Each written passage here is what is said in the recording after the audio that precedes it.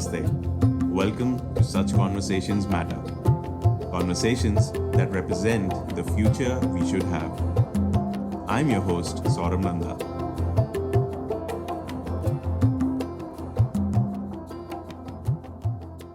Today's guest is Dr Itishree Mishra. She is one of India's pre-eminent psychometricians. What's a psychometrician? Psychometrician is a person who designs those psychometric assessments which you might have taken during your school, college, or even during your job application. Now, I met Dr. Itishree Mishra in 2012 when I actually switched over from the IT industry and moved into the education industry. She was one of my first mentors in the education industry, and it is because of her encouragement that I actually went forward and pursued masters in psychology. Dr. Itishree Misra has more than 25 years of experience in counseling students. She has counseled more than 100,000 students, 1 lakh students all across the country in thousands of schools. She's actually set up schools. She's worked with NGOs. She regularly is an advisor on various panels across the country, both private and public organizations.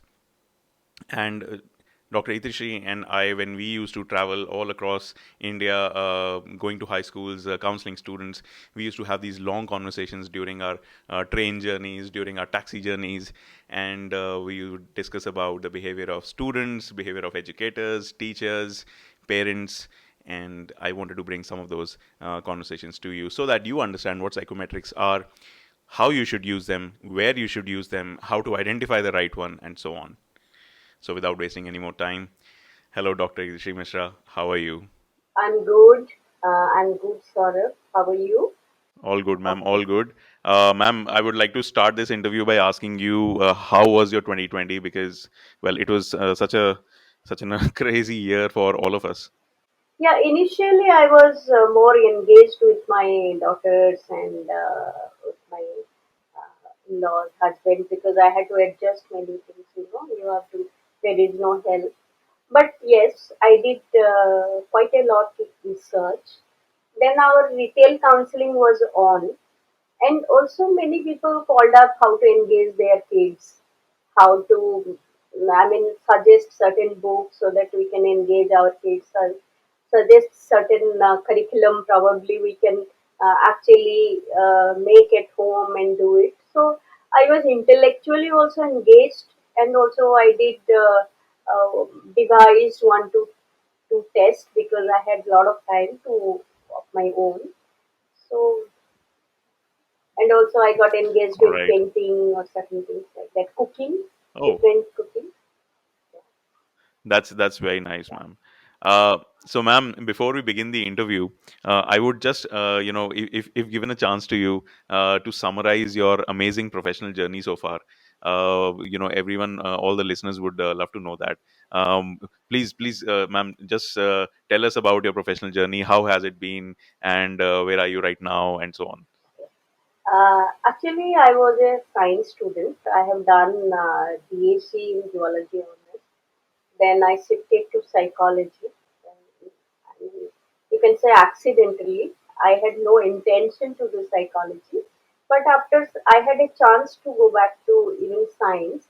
But when I studied psychology, I found it very interesting, and I was always being a science student, very observant about people and a sensitivity towards society and doing something for the society was always there. So psychology, I felt is very interesting and will give me a lot of, I think, intellectual capacity to deal with people. So I continued it and I did extremely well. And my 2 years journey in psychology was wonderful.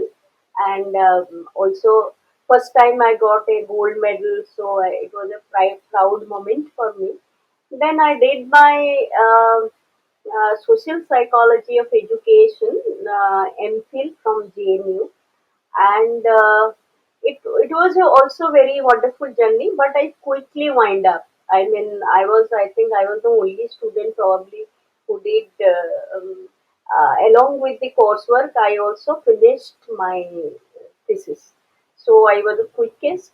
Then I was awaited for the result. Then I joined again the PhD under Professor Veeraraghavan, and I had a wonderful journey also. I did actually. I always took challenges in research. I mean, when I was doing post graduation, I tried doing something on acoustic memory, which was a very new subject in that point of time. Then in MPhil, I did also education, clinical, neurological. I mixed up and I did my MPhil thesis. And during PhD also, I did social psychology aspect, then neurological aspect, and also I devised many intervention program to actually increase the academic performance of the student. So I worked very closely with the student, not only the normal student, also special kids who had brain damaged, person damaged, who met with an accident. So I devised a lot of things. So it was again a wonderful journey. Then, since my supervisor was like extremely intellectual and good, so I was exposed to many projects. Like I started with UNDP project, which is I think it was a action point or action planning for Asia Pacific education. So that was my first big project I joined in. Then I did a drug abuse project where I wrote a book on drug abuse also amongst children. So I think I traveled whole part of Delhi to find out these drug abuse children, and actually I could see the real societal, you can say, pressure on the children, and I think the real problem of many families and dwellers. So that was a good exposure. Then I did many projects. I did with NCRT also. I did with teacher training. Then I did it with all across India. I did it. There is a NGO called Pratan. Along with them, I did a survey on how NGO works in India. So that gave me a lot of Mm. insight also, that what are the real problems and how the NGO are dealing with it, and how they can actually do wonderful works beside what they are doing well. So like that, then I taught at Delhi University for 3 years, and that also was a very wonderful journey. That is applied psychology, and I actually got insight into that how statistics work. And also then there was another breakthrough in my journey is while doing PhD, I was going to a school nearby in Dholapur. So I analyzed nearly 1500 students who took DAT test, and I was it was a very interesting data because I was always being a science student, always interested in statistics, analysis, reasoning.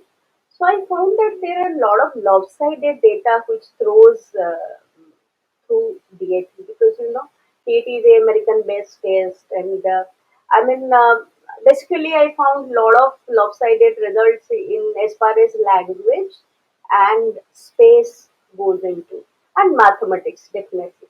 There were a lot of practice effect. There were a lot of things I could see the data.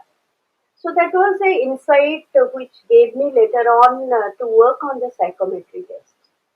So we had a lot of discussion with my teachers, with colleagues, with also I met all the children. That was the beauty of that data, because the data I took in, I interact with them. I could see them how their career progressing and how they're doing, and I got a lot of insight in that. Then after teaching in Delhi University for 3 years, I took a break. Then I started my career with a good education company. Then actually I in 2000 first I devised one test along with my supervisor, my guide, my mentor. Professor Veeraraghavan, the first aptitude test we devised. And it was across the country, it was the reliability, standardization, everything happened. And it gave me a lot of insight while devising the test. Then that test didn't have any job analysis. So later on, when I started doing the aptitude test, I thought if he actually wants to predict certain things, as a psychologist, job analysis is a requirement. So I was also fortunate that I had there was a team who used to interact with the young, you can say, prodigy, and also the veterans. Through that, I had an opportunity to know Visam Singh Baby, Khushwant Singh, and the even the best advertiser, like lot of people, and that organization were also full of engineers, full of management people, full of educationists, because teachers were there, everything was there. So I had a good opportunity to analyze, interview people actually, know them well, know them very closely. So I could, there were a lot of literature available in the books and in the internet also, but comparing them or listening them with the real people, um, I feel I was fortunate to get those opportunity, and I did lot of job analysis. So what I did is then test is there, job analysis is there. Then with help of technologists, we devised a process where it can throw that what are the aptitude requirement for the best successful career one will take on.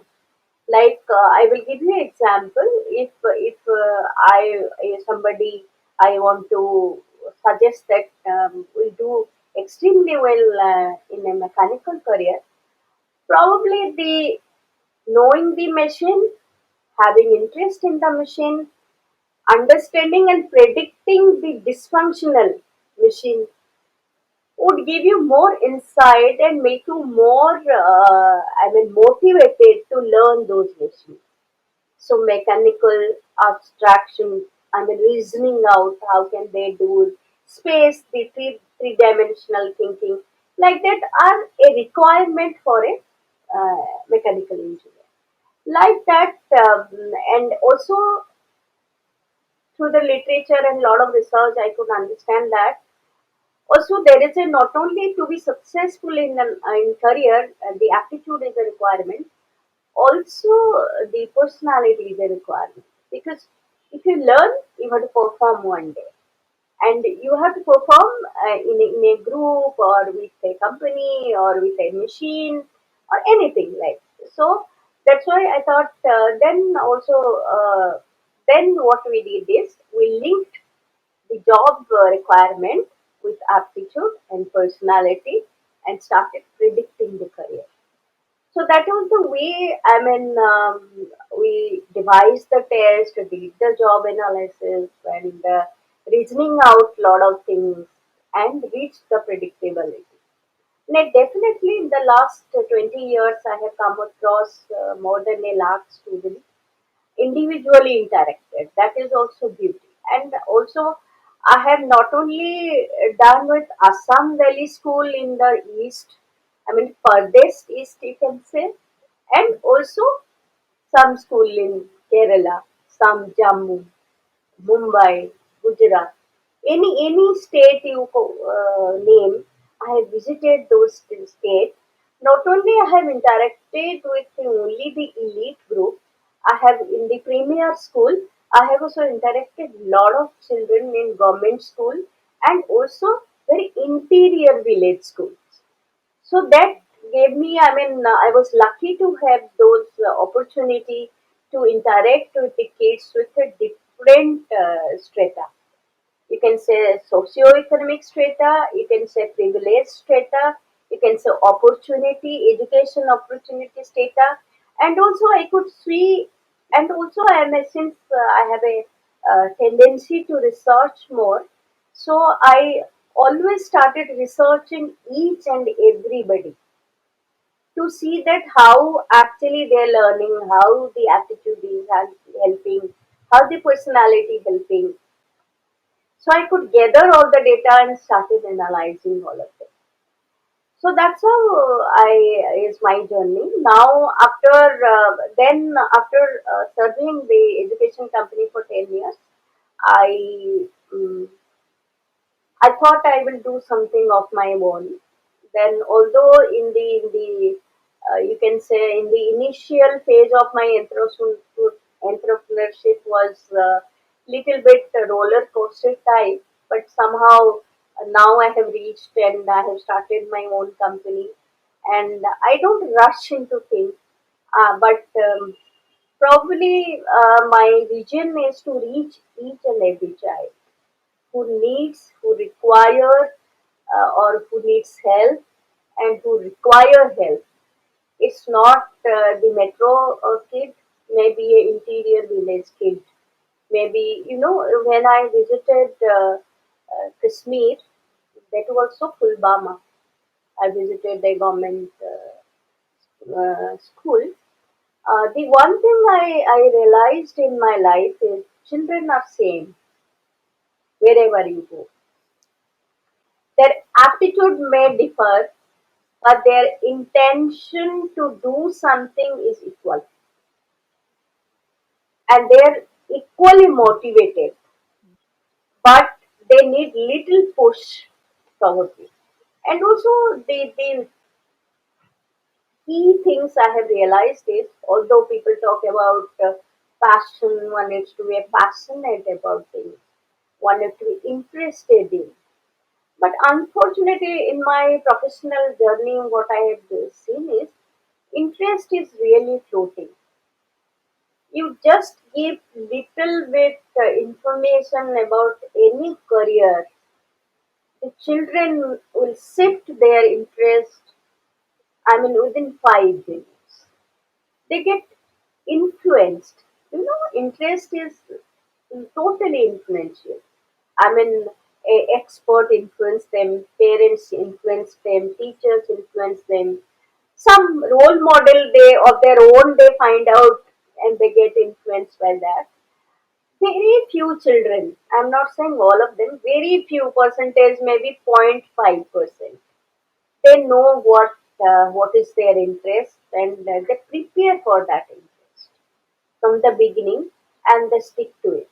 I have found two, three kids who wanted to be a mechanical engineer when they were in class 3 and they reached also to IIT and do mechanical engineering. Those kids are very rare.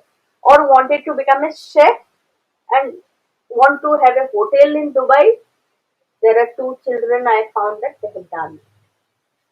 So thing is that there are few children and rest of the people, as you know, I mean, you are being an engineer that 80% of the engineer do something else, not engineering. So it is a lifelong journey, but in my experience, psychometry test gives you not only the professional lot of insight, and also if it is communicated unbiasedly, withholding the subjectivity, then also it influence the kids and influence the parents also. Thank you, ma'am. And that is what my next question was. And thank you so much that you started on your Okay. own. So that's such an amazing journey, professional journey, and it clearly shows that you have a scientist's mind in your body, and which is going to go after data, going to learn from different experiences, convert it into some sort of an experiment, and then with the help of doing a lot of research, you come up to different results. So ma'am, um, you, Professor Veeraraghavan, you have been some of the pioneers in the Indian education industry for psychometric assessments. Now, you've described psychometric assessment so beautifully. So, why my next question is, ma'am, there are so many psychometric assessments out there, and everyone kind of claims to have similar results. They have different theories, ultimately, because nobody really knows the human brain completely, so everyone has their own theory about what the brain should be like, and how it behaves, and so on. How does a parent decide today that which psychometric assessment to go for? Why I'm asking this is because I've worked with you, I've learned about psychometrics from you, but at the same time, just a few days ago, somebody approached me on LinkedIn, an American professional, and he conducts the Highland Ability Test. All right, so which is supposed to be a very good test again. So I have nothing against that, but then how do parents decide what to go for, which test to go for? Yeah, uh, as you said, that brain is also mysterious, and I believe also Hmm. learning do not also happen. I mean, do not go for a like algorithm. It doesn't actually do that. So thing is that as far as brain is mysterious, also psychology is a mysterious thing. It's a study of behavior. Okay, but one thing I know, and psychology is a very newer subject, maybe 200-year old. It's not a very old science, you can say. But only thing is that while choosing psychometric test, it's no psychometric test throw bad result, or you said that people say it doesn't suits me, or it's showing a bad result. It is not a result. It's just giving me insight how you behave in a certain way, okay, or how you learn in a certain way. It's nothing too bad or good. Only thing is to choose psychometry. Also, one need to know where it is standardized. Okay, how it is a culture biased test or not. If it is a culture biased test, then there will there will be many doubts while also uh, answering those questions written for that to know certain behavior. Okay, that is one. One is that if it is devised and standardized in India, that is definitely a best test. That is number one need to check. I'm not saying the Western tests are bad tests, but it might throw a lopsided result sometimes, because if it is not a culture free test. Okay, that is one. Second is, if it is not standardized, probably our children fall in the normal probability. Fall in certain above average children might fall below average sometimes in certain aspect, for example, language aspect and other things. Like I've seen that, and some mathematical, arithmetical aptitude. All those, I mean, there is a differential thing happens. I mean, if it is a Western test, it gives you different results, and if it is a Indian test, that gives you different results. And how it is standardized? It is across the age group, across the class, education. Because we are educated different way. If you know that we always say that everybody is born with certain aptitude, and it reflects, and also it get actually it depends on the kind of exposure a child gets till 6 year of age. So our environment, our influence are totally different than the Western one. So in some aptitude they may be very good and their standard may be different, our standard may be. Ultimately it is one, when you are predicting career, one needs to work with the age group or the education level, right? It may be one, two or senior So, or ma'am, something like that. So it's better to choose a Right. test which is devised and standardized in India. So, ma'am, what about those parents who come from areas where they have no knowledge about this? Because this is, as you said, psychology itself is not a very old science, and then psychometrics are even newer in that sense, maybe around 70 odd years old. That's about it. So, when let's say parents coming from Nepal, and there are no psychometric assessments which are culturally based on the Nepalese culture, and within Nepal also you have different cultures. East Nepal is very different from west, and northern Nepal is very different from southern Nepal. So how do those parents decide if they want to get some guidance, but there is no Nepali cultural based standardized test? What kind of test should they go for? One is that they have to see that who are the experts. We say that if you look at the thermometer, take an example of thermometer. They have what the scientists have devised it. It also measure in the same way when you are in the 0 degree environment and also 50-degree environment. So it depends on who are the expert. Interpretation of the test is again a very, very crucial thing to predict career. For example, if some child takes my test and she's from Nepal or studied in Dubai, although it has been actually fortunately standardized in my many Nepal, Dubai people studying in Dubai. And if they are from CBSE school, there is, nothing to be worried because education level standardization is done.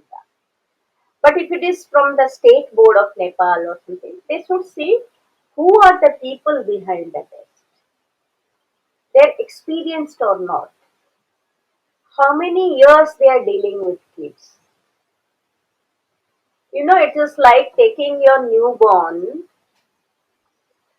and putting to a caretaker without knowing the You're caretaker. absolutely right, ma'am. In fact, I keep telling this. In 2018, we applied for a tender with the National Skills Commission of India, and it was about engineering students, engineering schools all across the country. And I met a lot of different companies from Delhi, Mumbai, etc., who were also there. Their perception, so they had certain inventories with them, although I did not really go into details about the standardization, validity, and reliability studies that they did. But their perception of the psychometric assessment, or maybe it was just their sales pitch, was this: that you take the psychometric assessment and everything will be solved. And I clearly told them it doesn't work like that. So if you have a blood test, you do your blood test. If until and unless the doctor sees that blood test and interprets the blood test, that blood test is useless for you. So psychometric Yes. is the same way. Unless and until you have a psychometrician or a career expert who has understood how the psychometric assessment results work, you will not be able to get the right kind of guidance. So, ma'am, this also throws another question into our picture. How does one become a career expert and understands these things accurately and guide children better? Yeah, one thing I always feel bad because in India you don't have licensing system. God knows when it will come because when there is a licensing system, then there is a standardization process also. But internationally, people who have done psychology, PhD, or post graduation in psychology, or the people who have done human resource as a specialization, are the people who are eligible to become a career expert. After that, they require training definitely because they have to have a practical training to get into, actually interacting with the children. It's exactly why always, and nowadays, even if you get into a job, After 5 years, probably nobody will entertain any candidate without psychometry, because companies, government, everybody wants that innovation to happen. They are very aware of safety, security of their company. They also want the people who can gel with their environment well, and it is a least expectation. I feel it's nothing bad about it. I mean, if I'm not suited to a company, it is not only loss for company, it is a loss for me also. I go to the company and I waste my time You're absolutely right, ma'am. if I, I I actually care out that. had an observation to share over here. As part of my previous venture called the Happy Career Project, which we have dissolved recently, the company, what we did was we were dealing with a lot of young professionals. So what we wanted was an internationally recognized assessment, which we got from a very very big consultancy company. It's called CEB Gartner. It's Gartner is actually one of the biggest HR consultancies in the world. So my entire question when I was talking to the experts at CEB Gardner in their office in Gurgaon was this only. I mean, I said, so CEB Gardner is, has designed this test. It's wonderful. It has been taken by thousands and thousands of employees across India, across companies like Infosys and Reliance and all these big companies. But then this test was not designed in India. So what you're trying to basically tell people is that a test which was designed primarily in the UK and in the US is suited to the corporate culture over there. Is it really suited to the corporate culture of India, or do you want the corporate culture of India to be just as same as the Western culture? Because I don't think that is a great possibility or practical solution. And they never really talked about it. They said, see, we understand your question, but the thing is, when we go to companies like Accenture, Infosys, TCS, when they take 200,000 tests from us and they give it to all the potential applicants, their results have been good. So the student the applicants, the future employees who come in, their results have been good. So far we have not really received any kind of criticism from them.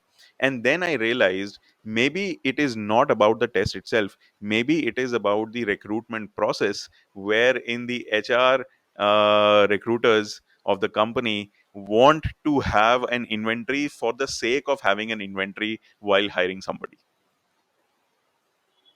Yeah, that is one part, and also how, I mean, you reduce the, I mean, number of candidates.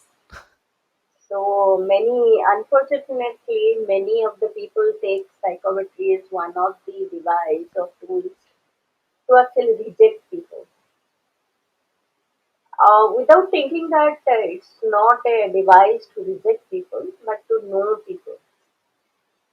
And also, I mean, I always believe that TCS or Infosys, A, B, C, whoever there, they have their own culture, their company culture.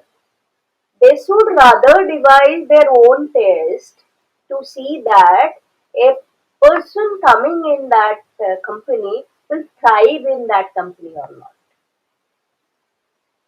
I mean, always there is a question comes in my mind and several minds, saying that there are a lot of unemployed and a lot of people you have to absorb, and you don't have luxury of time to go through all these tests. I feel that every individual who is seeking for getting into a company or something should ask for it. And since thanks to the technology, they can always take at home and come in. And it gives a lot of insight to the interviewer. It's not about wasting time, or a lot of time is a requirement. It's about you have screened the people and you know who are closely, I mean, associating with your company culture. Then it become, and also it's not a, I mean, you can say that not only recruitment process become easier, sustainability of that employee, contribution of that employee, anything, I mean, less trouble in that company because they fit into the culture will be more higher. And also, and many a times, people say that they actually decide that they want to join ABC company. That is their main goals in life.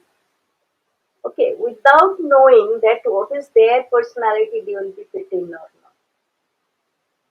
So that also solves a lot of problem. I mean, stress will be reduced, environment will be positive, output will go high. Many things happens.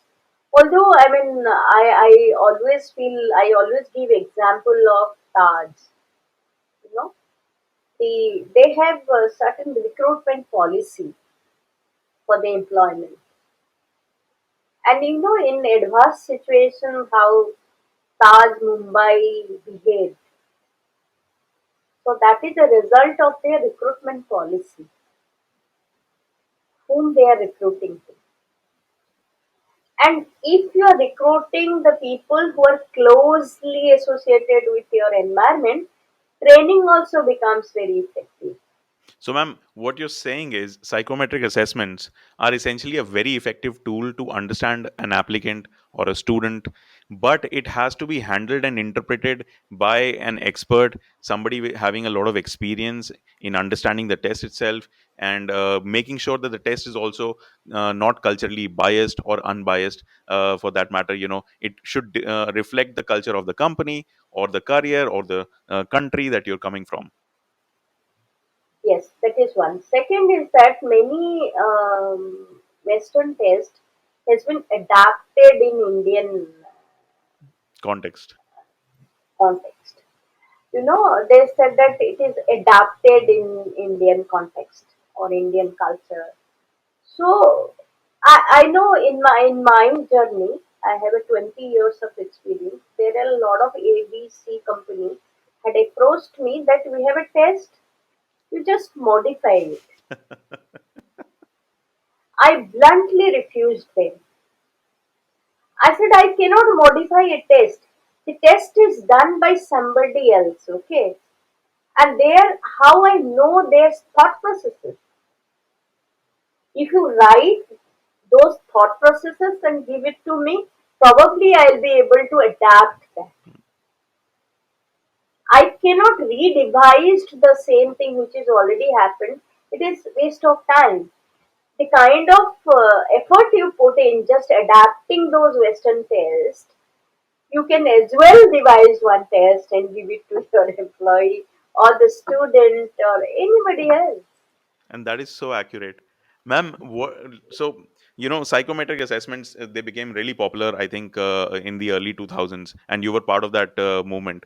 um, Yeah. but then a lot of different education companies, test prep companies, they claim to have psychometric assessments, but they're not really psychometric assessments.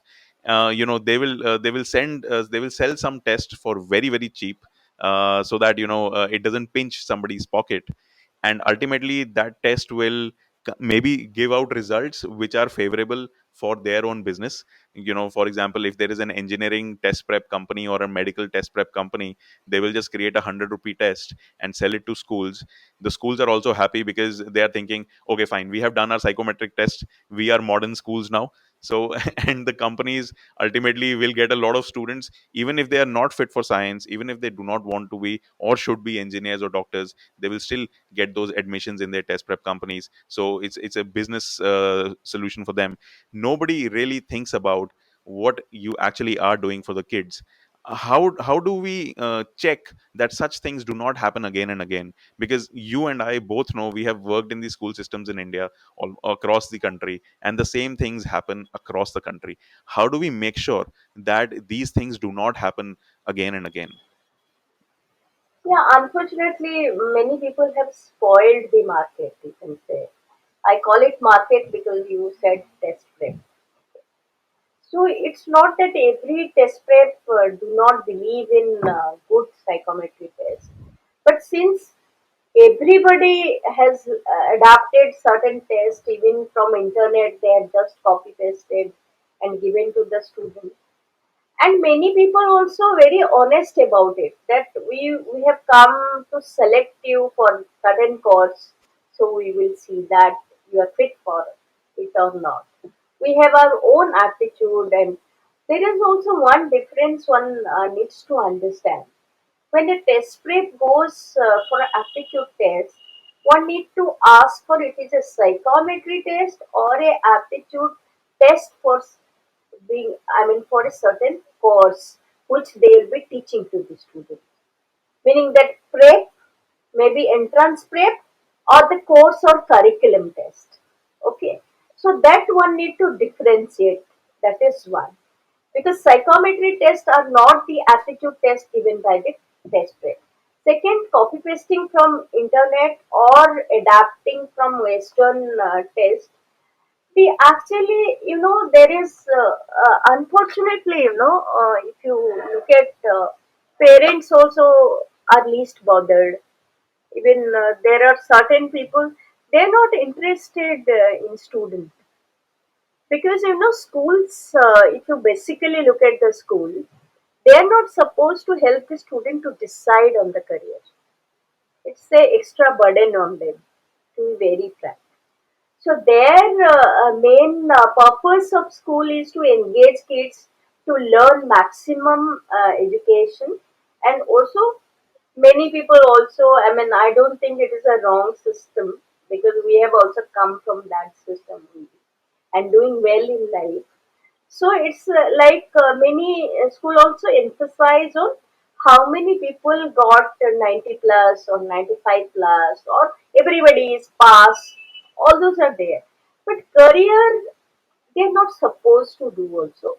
It is the system or the policy maker who needs to actually give an insight to the school management or maybe the CBSE system, that it is a journey that needs to be begin at ninth standard, so that, and also they get exposed to certain things, because it's you and me, that everybody cannot be extremely good in academics.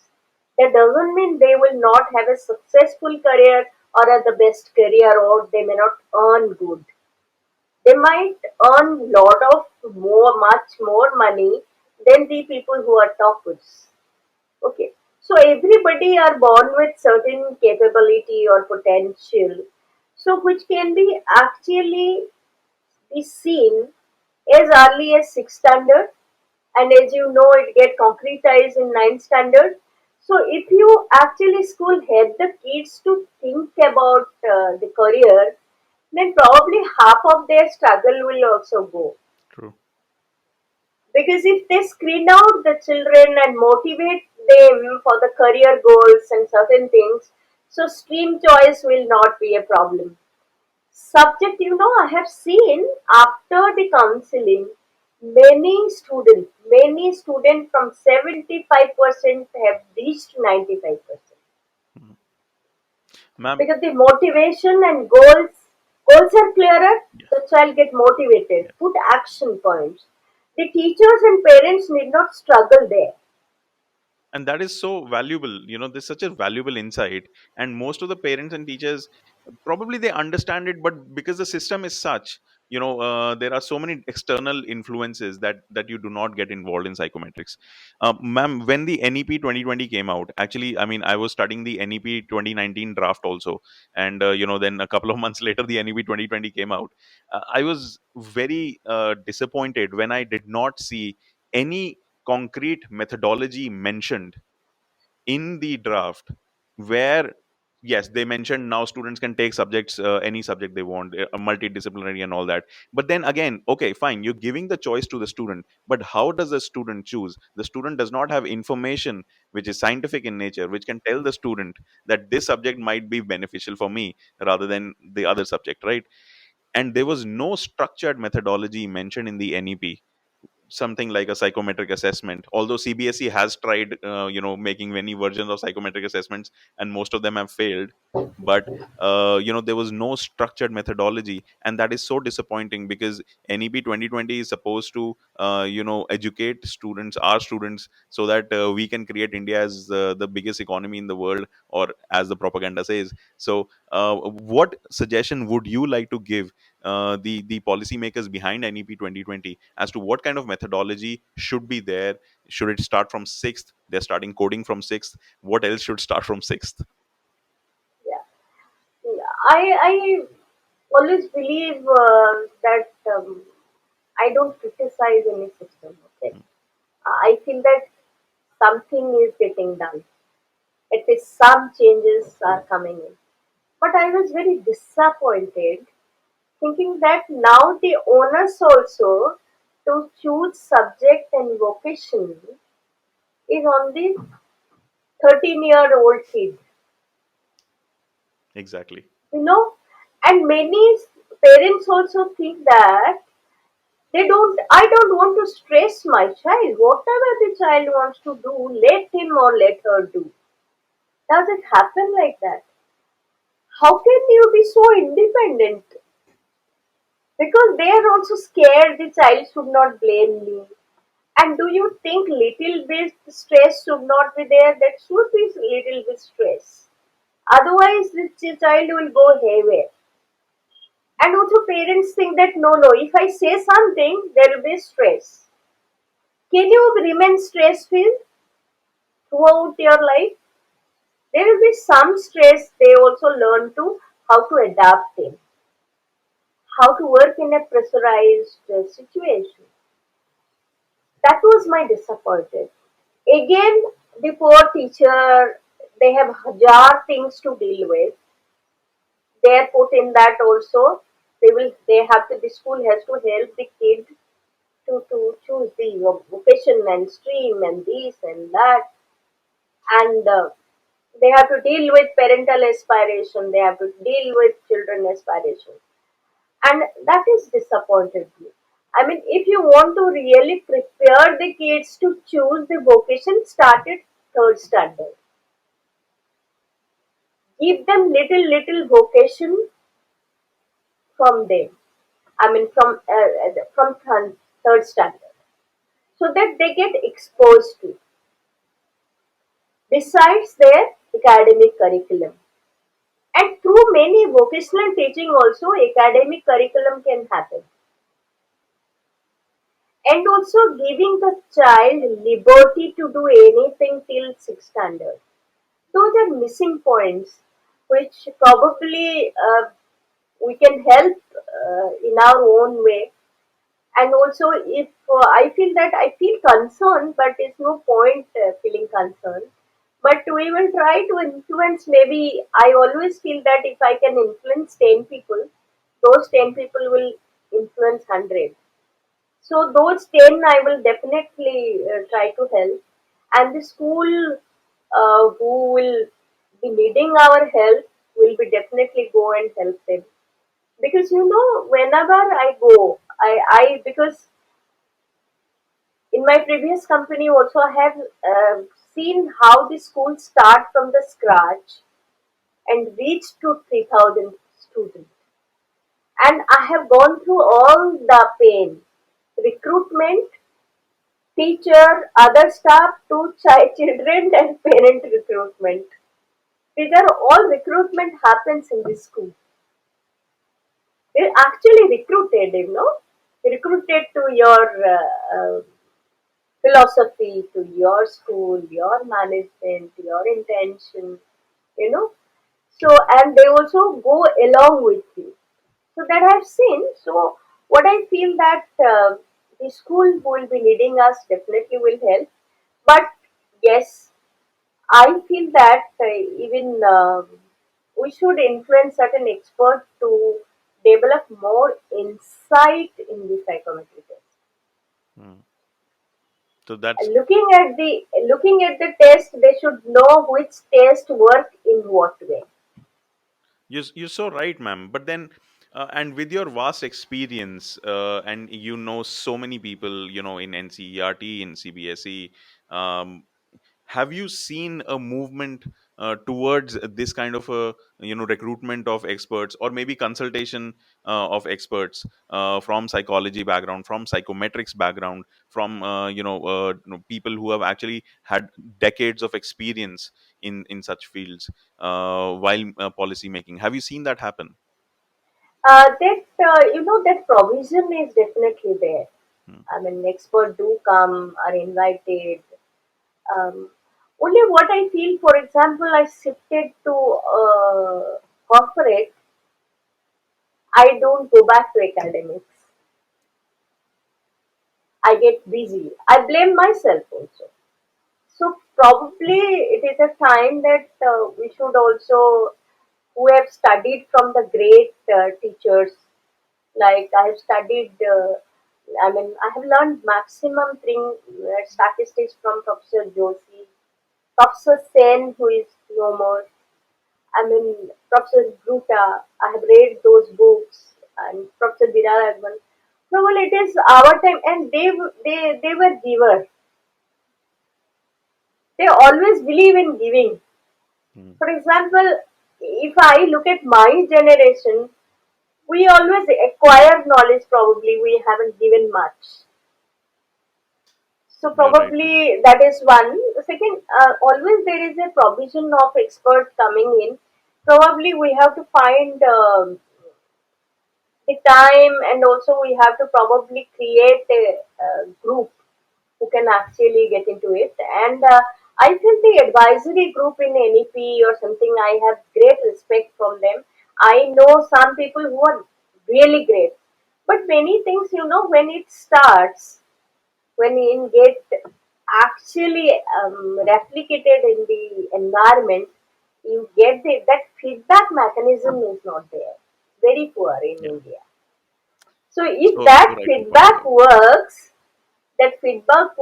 that how it is not working or something is working, and it gets rebuilt quickly. In corporate, why corporate are very successful, because they work on the feedback and they quickly revamp it. So if it happens, then probably NEP will work. Ma'am, thank you so much for those insights, because you pointed out certain things which, are supposed to be said, and not enough people are saying it.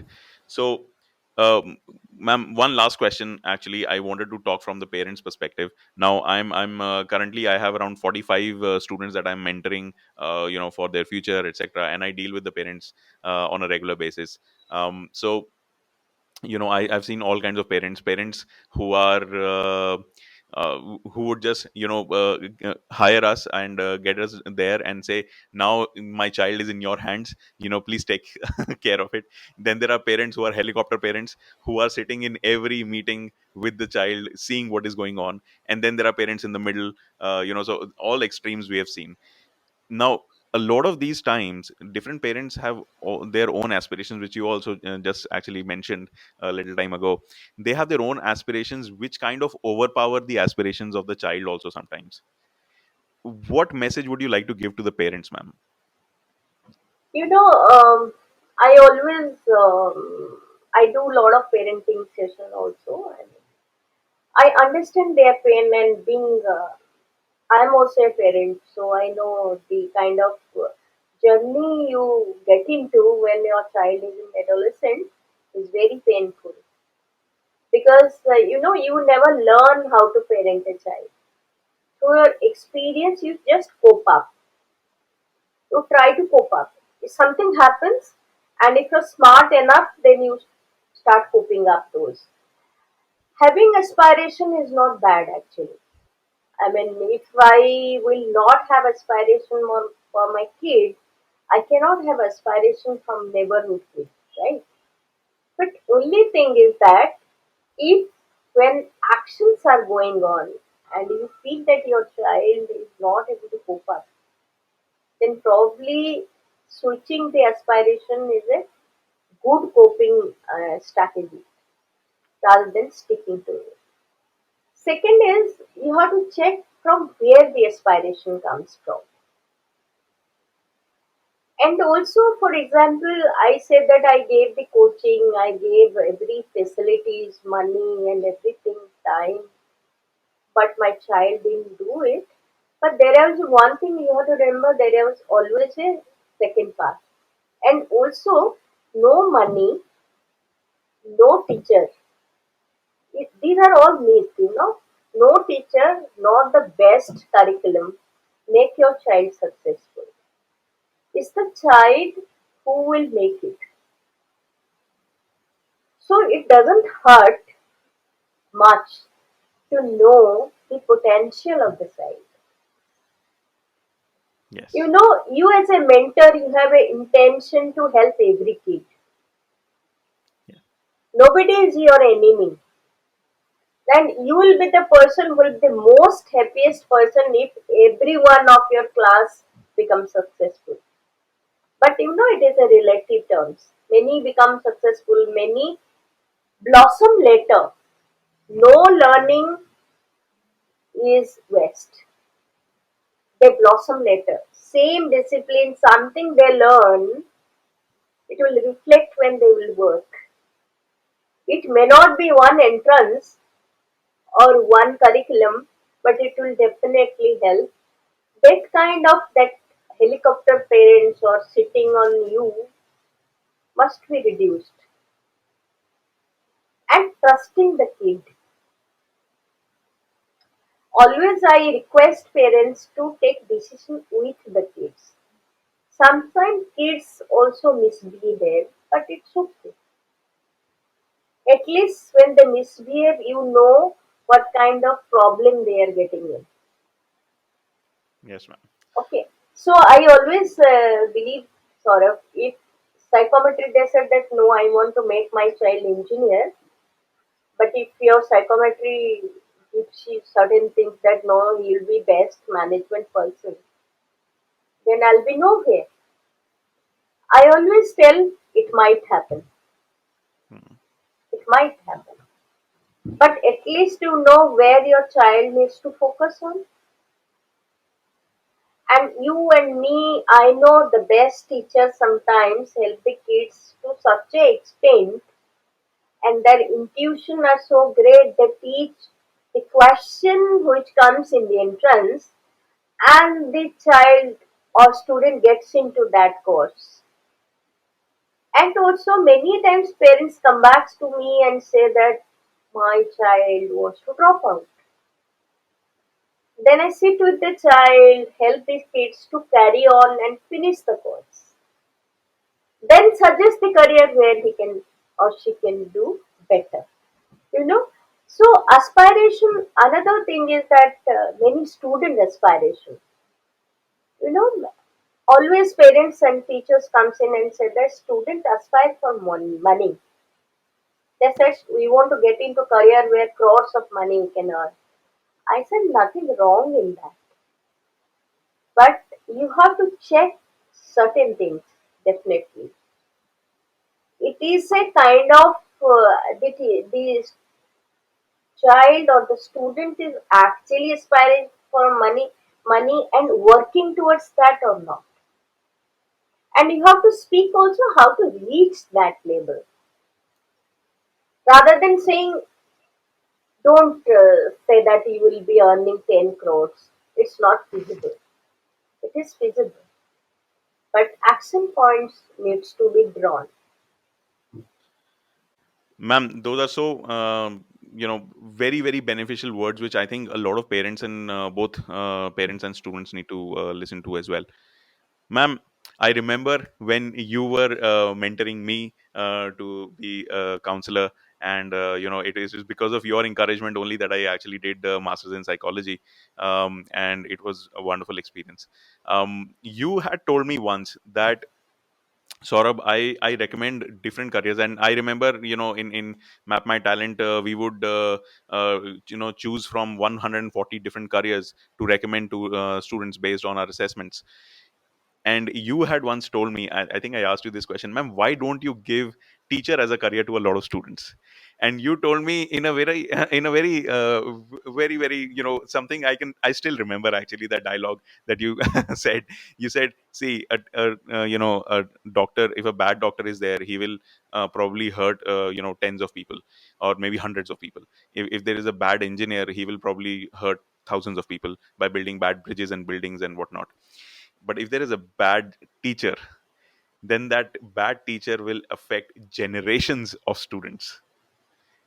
Ma'am, now I want to ask you a question. If you want to recommend what kind of career advice should be given to students who want to become or should become psychometricians in the future, people like yourself, what career advice would you give them? Yeah, well, only thing is that one is definitely to understand the statistics, the data. You need to. I mean, I have seen a lot of psychology students. You do human resource, yeah, you do psychology, but you need to understand data. Looking at the data, it should throw back certain interpretation to you. I mean, those kind of insight, reasoning, abstraction needs to be there. And when you are studying psychology or human resource, statistic you need to choose. Because in nowadays in my department also gives you a lot of option to choose it. If you want to really wants to become a good psychologist, you want to do research, you need to understand human being more closely. Data you need to understand, that is statistics. Another one needs to focus on also. Nowadays we have option not to study research methodology. RM paper you may not choose. I feel these are the two things you must study and study thoroughly. Third thing is that if you have a practical training process, that is a best course to become a even a psychologist, a therapist, or a career guidance expert, anything, because you have to interact with actual reality. So more kind of opportunity you get to get exposed to the people, then you are there. You have to suspend judgment and observe. That is not very easy. That requires a very specific training process, and I was very fortunate to had a lot of good teachers who forced me to get into field. When I was teaching in Delhi University, Professor Raghavan sent me to Sabdarjung to actually get into a five patient, okay, get the data. Then we actually formulate the practical question. Okay, so that when the children are conducting the test and predicting it, how they are predicting. So every time we used to do a practical for our student, I used to visit hospitals, schools, industry to get the real data and give it in the practical, because many times you give the data to interpret. Wow, that is amazing. So there you have it, all the future psychometricians, and we need a lot of them in India. Yes. You need to be strong with data, statistics, and you need to have the love for practical research, going out there in the field, understanding and not just learning. And also Right, ma'am? honesty, Absolutely, that and is the you hallmark of own a the scientific researcher. responsibility and honesty. you know Many times psychometry fails also, but you need to have that insight to interpret in front of the student and honestly say it is not working for you. You need to go through you. If you remember, I used to ask for many students to repeat the test. Yes, Those kind of honesty I do, you ma'am. need to have. Ma'am, this has been such a wonderful conversation with you. Thank you so much for taking out the time Yeah, for thank you, doing sir. this. And just one before we leave, I would like to give like you to actually give a one-liner for the world, so that it becomes a better place. One sentence that you feel can make the world a better place. Trusting each other and helping each Perfect. other. Perfect, perfect, perfect. And I think that is the need of the hour for the entire world, not only India. Well, thank you so much, Dr. Itishree Misra, for being here and gracing us with your presence. Thank you so much, ma'am. It's always a pleasure interacting with you. Thank you, sir.